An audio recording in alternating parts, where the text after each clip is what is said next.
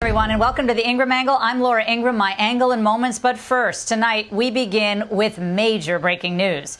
It's a development that few thought was possible even a few days ago. But with President Trump in charge, we've seen time and time again the so-called experts are proven wrong. President Trump says Israel and Iran have agreed to a full ceasefire taking effect in just a few hours. In a Truth Social post in the last hour, the president wrote, "Congratulations to everyone. There will be a complete and total ceasefire in approximately 6 hours from now when Israel and Iran would have wound down and completed their in-progress final missions for 12 hours, at which point the war will be considered ended." On that assumption that everything works out as it should, which it will, I would like to congratulate both countries, Israel and Iran, on having the stamina, courage, and intelligence to end what should be called the 12-day war. This is a war that could have gone on for years and destroyed the entire Middle East, but it didn't and never will. Here with me now is Bret Baier, chief political anchor and special report anchor, executive editor there as well. Bret, you were on the air. We were all watching with Vice President Vance when Trump's Truth Social post landed. So that was in and of itself kind of hilarious. But do we have details about how this all came together in the last hour?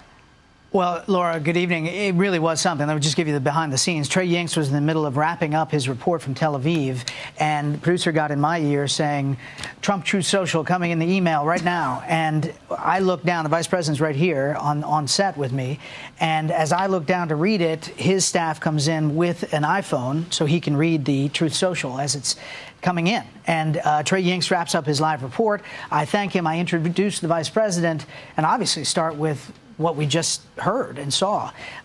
And he said he had heard about it, talked about it, hadn't seen the final version, and that's what he was reacting to. Since then, we've learned that Qatar was the intermediary and that Iran officials are now saying they did, in fact, authorize Qatar to negotiate on their behalf, at least according to Reuters and other wire services, and that the Israelis are going to agree to this in a 6-hour time frame. Now, what happens between now and the 6 hours? I expect a lot of kinetic action inside Iran from the Israelis, but that's what it looks like. And then the details that the president laid out about how it follows over the next 24, 48 hours, we don't know what that picture looks like or whether it leads to negotiations. Well, what was stunning is that just in the last several hours, the supreme leader put out a statement saying, "We will not submit. We will never submit."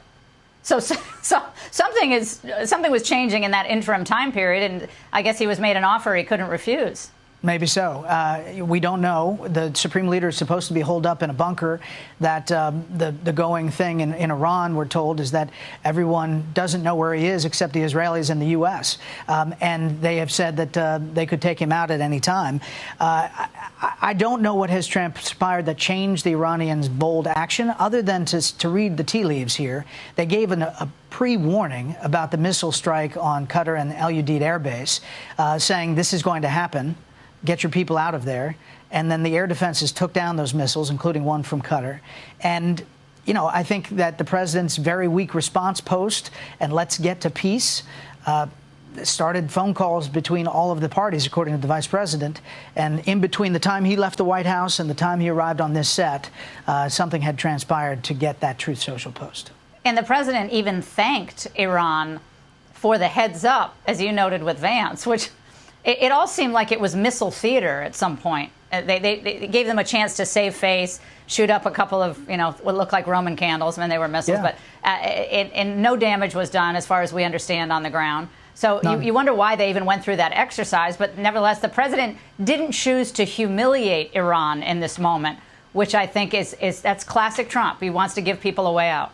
He did say, let's get to peace, let's get to the table. He called it very weak and thanked them for the heads up. But, it follows a pattern. In 2020, the Iranians did the same thing. They fired on a U.S. military base in Iraq, but they also gave a heads up ahead of time. That was after the Soleimani assassination, the takedown of the main military commander for Iran by the U.S.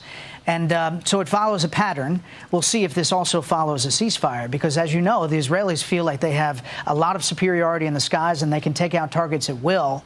And they're on the cusp of making a big change to their existential threat. So it may be tough for them to agree to it, but I think the president is pushing. And, Bret, although people don't want to be political in this moment, politics always enters the equation.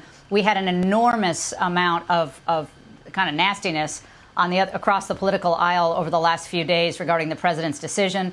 So some Democrats were more, tepid about it, but others were basically very, very negative on what the president was doing. How do you see this moment playing out politically?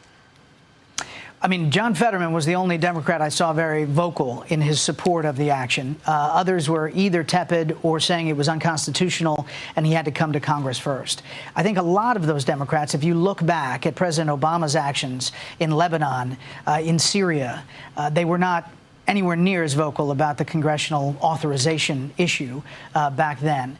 Politically, I think it plays pretty well. He's kept his party largely together. There are some vocal voices, as you know, Marjorie Taylor Greene and others, Tom Massey, but fairly small in number and in voice.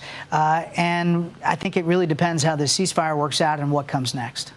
Brett, thank you very much. That was an unbelievable interview.